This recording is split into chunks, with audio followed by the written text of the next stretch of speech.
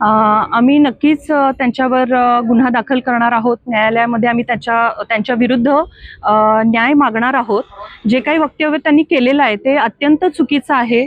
लोकशाही तंत्राने चालणारा आपला भारत देश आणि ह्या भारत देशामध्ये लोकशाहीने सगळ्यांना अधिकार दिलेला आहे की आपण आपले प्रश्न मांडू शकतो। तर अशा वेळेला जे विद्यार्थी तिथे जाऊन शांततापूर्वक जे काही हे आंदोलन करत होते, तर या आंदोलनाला एक वेगळं स्वरूप देण्याचा प्रयत्न त्यांनी केलेला आहे। आणि जे काही ह्या सरकारचं धोरण आहे ते धोरण नक्कीच विद्यार्थ्यांना रुचलेलं नाही आहे। म्हणून तर त्यांनी इतके दिवस हे आंदोलन आपलं चालत राहिलं आणि त्याला यशही आलं। पण त्या यशामागे किती लोकांनी मार खाल्ला, किती विद्यार्थ्यांना मार खावा लागला, विद्यार्थिनींना मार खावा लागला। त्यामध्ये लहान मुलं सुद्धा होती, महिला सुद्धा होत्या, म्हणजे मोठे लोक सुद्धा त्यामध्ये सहभागी झाले होते या पूर्ण आंदोलनामध्ये। तर त्यांनाही मार खावा लागलेला आहे। मला कंगना राणावतना असं विचारायचं आहे की तुम्हाला थोडी ही संवेदना नाही आहे का ह्या विद्यार्थ्यांबद्दल?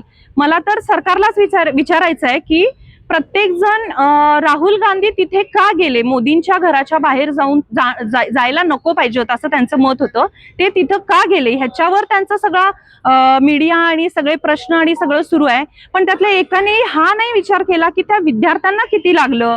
ते लोक कुणीही ह्याच्यावर बोलत नाहीत की विद्यार्थ्यांना जी मारहाण झाली ती चुकीची आहे किंवा व्हायला नाही पाहिजे होतं।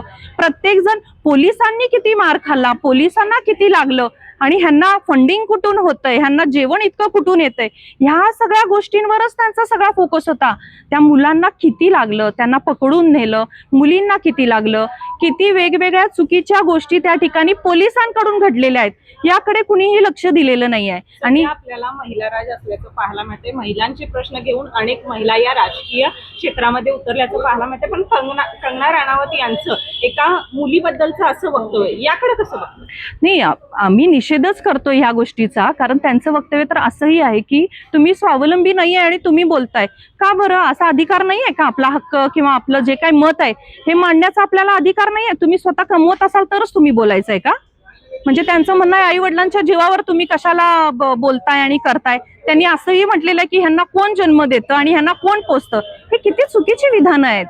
ह्या मला नाही वाटत की ह्या पुढे जाऊन काय त्यांचाही फॅमिली वाढणार आहे किंवा काय, कारण तुम्ही बघतच आहात त्यांना काही संवेदना नाहीये मुलांच्या बाबतीत। आम्ही पक्ष 2 मिनिटं बाजूला ठेवा तुम्ही आणि विचार करा ना, त्या मुलांना ज्या प्रकारे मारहाण केलेली आहे ती किती चुकीचं आहे। मुलींना मारहाण केलेली आहे आणि तुम्ही व्हिडिओज जर बघितले असतील तर काही चुकीच्या ठिकाणी त्यांना टच केलं गेलेलं आहे मुलींना। शिवाय मुलींना पुरुष पोलिसांनी मारलेलं आहे। हे कितपत योग्य आहे? ह्याचे आपण व्हिडिओज बघितलेले आहेत। हे चुकीच्या पद्धतीने सगळं चाललेलं हे त्यांना दिसत नाही का? आणि मी तर असंही म्हणेन की नायिका आहात तर तुम्ही नायिकाच राहा। तुम्ही जर संसदेत येताय तर तुम्ही किती संवेदनशील असायला पाहिजे। आणि तुम्ही महिला खासदार म्हणता स्वतःला, तर तुम्ही महिलांबद्दलच असं तुम्ही बोलूच कसं शकताय?